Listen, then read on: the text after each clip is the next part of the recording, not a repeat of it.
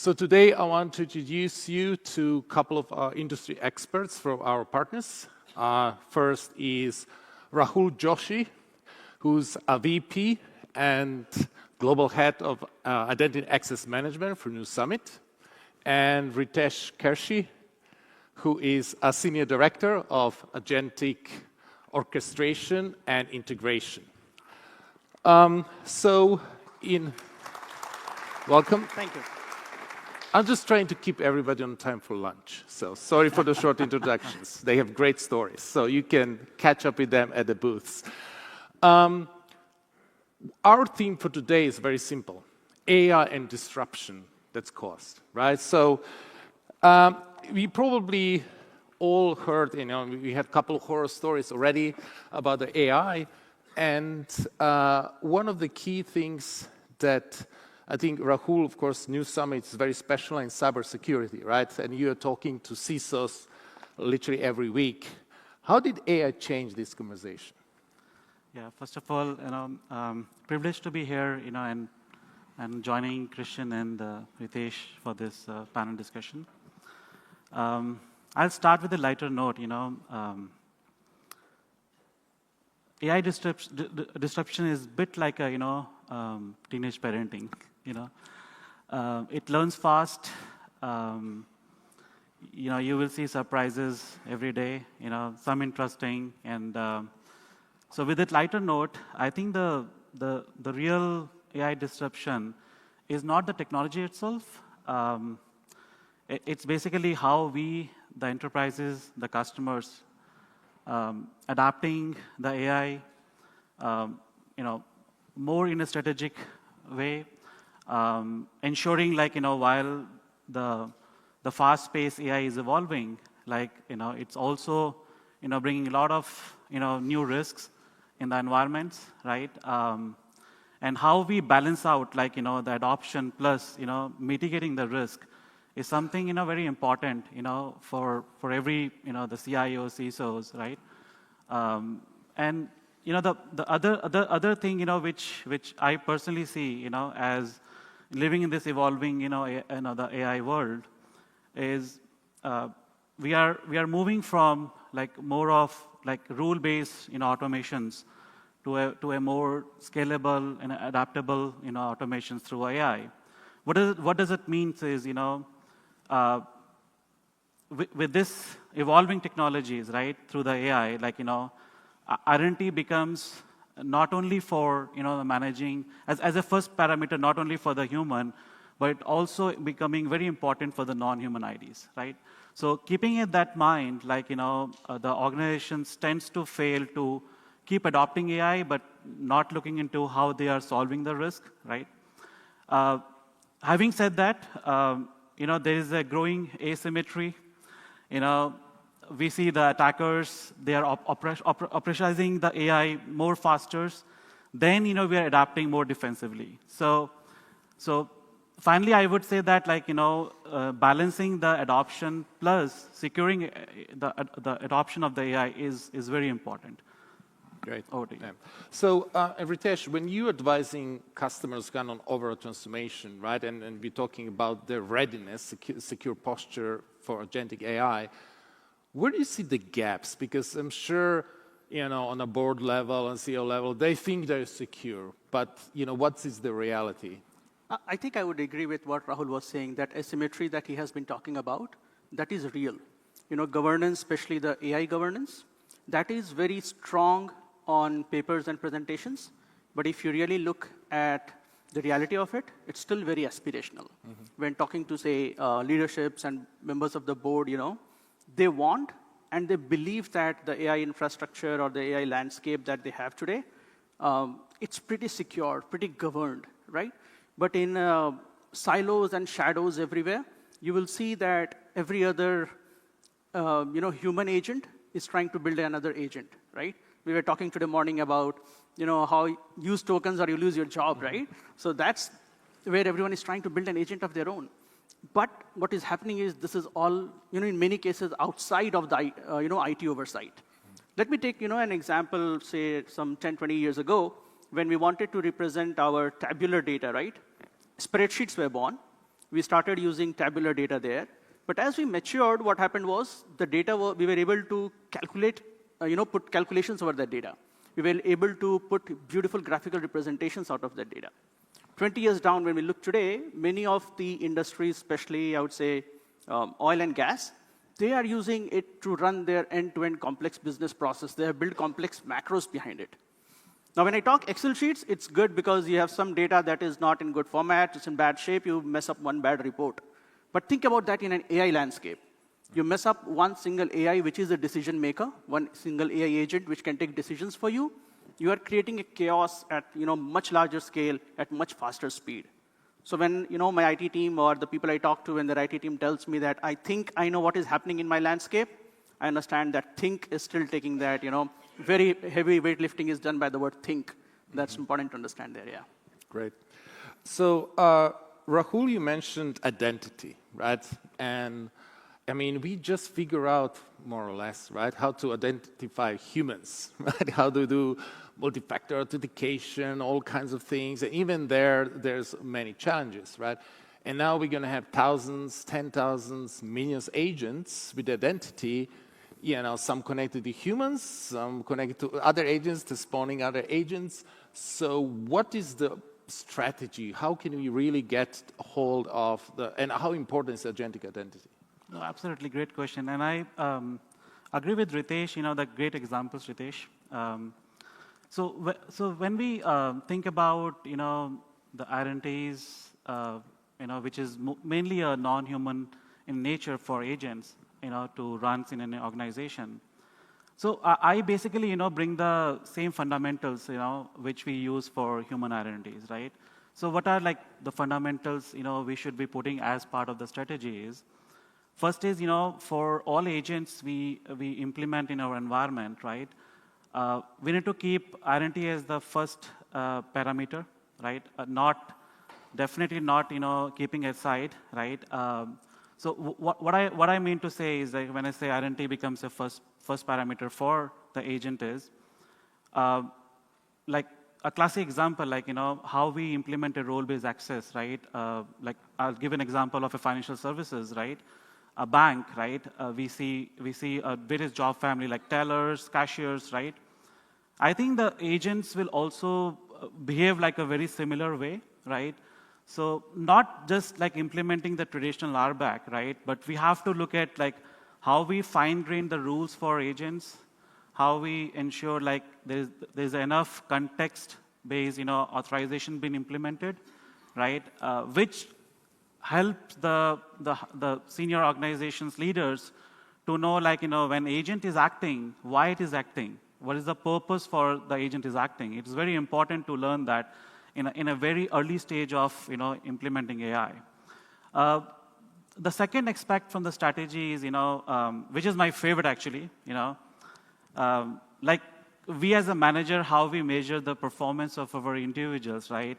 So I always, talk about KPIs, right? So in this evolving world, we need to really look at the strategy, what KPIs we have to, put in place for the agents. For an example, like, if we are like, you just give an example of, Excel-based some operations process, right? Now imagine if an agent is doing that work, right? So what technical plus the non-technical KPIs, which will help, right, to the CISOs to understand, like, are those, the agents are performing as we expected, or there are threats there, or there are loopholes there, and how we can, fine-tune that agent. So that's some of the strategy I would definitely look for. Great. I think you just even talking about the KPIs, OKRs, organization, this leads to this next topic. And Ritesh, so what's the hardest part to deploy of this aspect? Is it really technology or is it people organizational aspect? Well, I believe technology is not the hardest part today. When you look at platforms like WSO2 providing the identity access management, they are able to manage the identities for humans, non-humans, agents, across the board, they can manage those accesses, right? But what is happening is evolution is happening a lot faster than the adoption, right? So when you look at from the operating model perspective, where our customers are using those, The poor security guy who is managing those identity and access managements, for the last 20 years, he has been managing people's access. He has been auditing accesses where humans were involved. Now he's getting, he's asked to manage access for thousands and 10,000s of agents, which are capable of taking decisions, acting, and they are capable of recreating themselves, right? They don't sleep, they don't eat, they don't log off. At least when we slept, we logged off. Our security teams, they were able to see what was not going wrong. But these agents run continuously, right? Now you gave me an idea. I need to create one agent as a partner leader that just tag every opportunity as a partner opportunities the whole time. Okay. Yeah. So I think that operating model where we are allowing our teams or automating our teams to be able to manage and monitor and audit continuously, that is very important so that we know who is doing what and why, right? Creating that accountability for those agents, that's very critical. So the hardest part, I believe, is still the operating model on how we are going to monitor and govern and secure those agents, yeah. So, and this is some of I was keep bugging Asanka and Rania this topic about how does the overall IT architecture change with AI, right? In terms of everything, all the system, e-commerce systems, systems of records, so all your productivity systems, and of course, new agentic applications and so on. So when you are working now on the roadmap with the customers, Ritesh, in 26, right? What would be your approach to building the blueprint that's fully agentic enterprise ready? Correct. So, an organization does not become an agentic organization or enterprise at this flip of a hand or flip of a switch. There is some structured capability building required before you can call yourself an agentic enterprise. So some key things that you have to worry about is you should have a solid platform, right? Platform on which you are building your agentic capabilities, which is capable of managing humans, non-humans, agents, and all the other entities that are going to use those AI capabilities, right? On that, your AI agent is as good as the data it gets and the APIs and integrations that are helping transform or create those data, right? If your data is wrong, you're just creating chaos for the AI to just extrapolate it, scale it, and make it even bigger. If your integrations are wrong, you're not creating the right data that will feed into the AI, right? So data and integrations layer, the platform, those are the two most important ones for you. And then you go ahead and create those agents. But what you do with those agents, their identity, their security, that's the third important piece. You need to be aware of what that agent is doing, what that agent is capable of, what it can do. So in order to make that those agents are secure, I think that's the most important piece you have to think about when you are planning about making your entire landscape AI capable. Great. So yeah, you just mentioned it needs to be secure, but so when an enterprise architect such as Ritesh does this, right? From your perspective, Rahul, where are you looking for the holes? No, absolutely. When we're looking into any integrations, right? Especially if we're talking about API integration, Ritesh gave an example, right?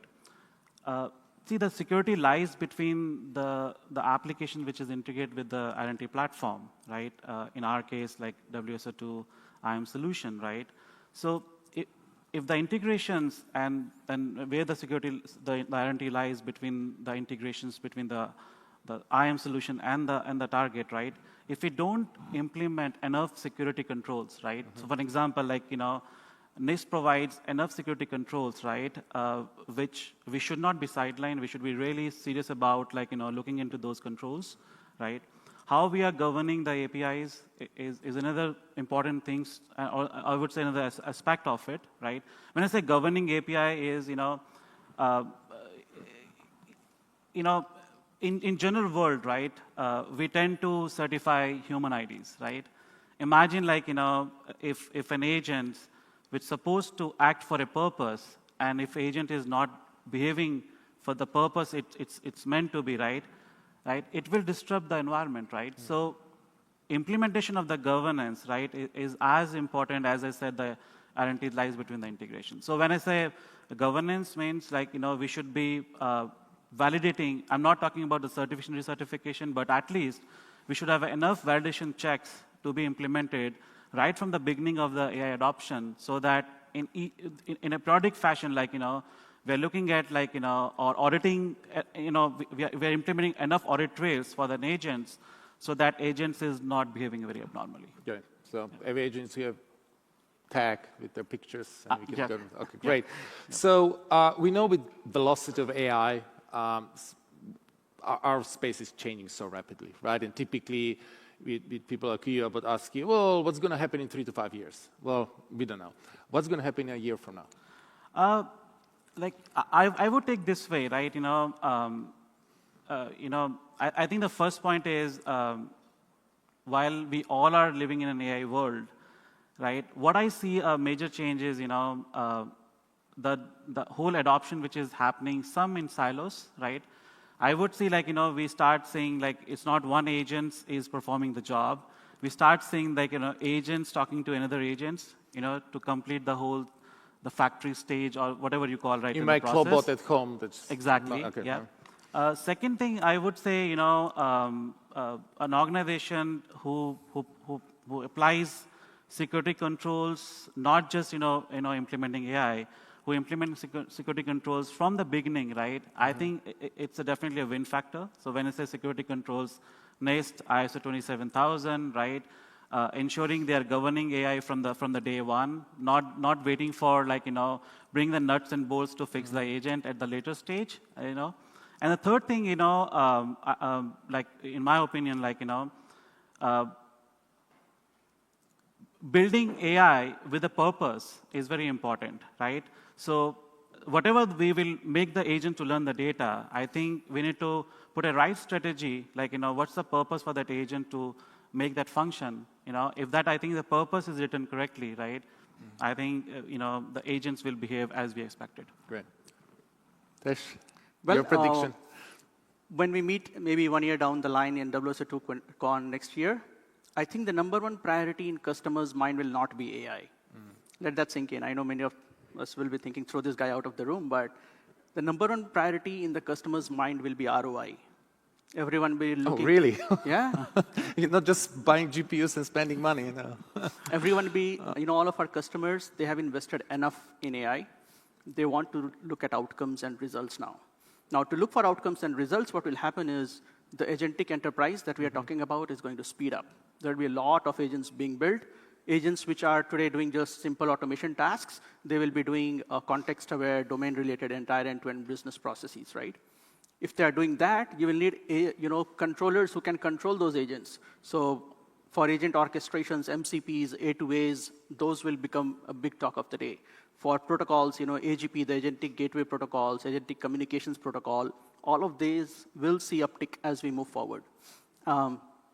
When at the end of the day, when all of these work together, that is what I'm envisioning for, in the next 1 year or so. We'll be moving away from today. Many customers believe they have FOMO, the fear of missing out, is going to change to fear of messing up. They don't want to mess up. That fear is what we'll be solving for. Awesome. Well, thank you both. And I know agents are famous for never stop working and never needing any lunches. We do. So with that, we off to the lunch break. Thank you.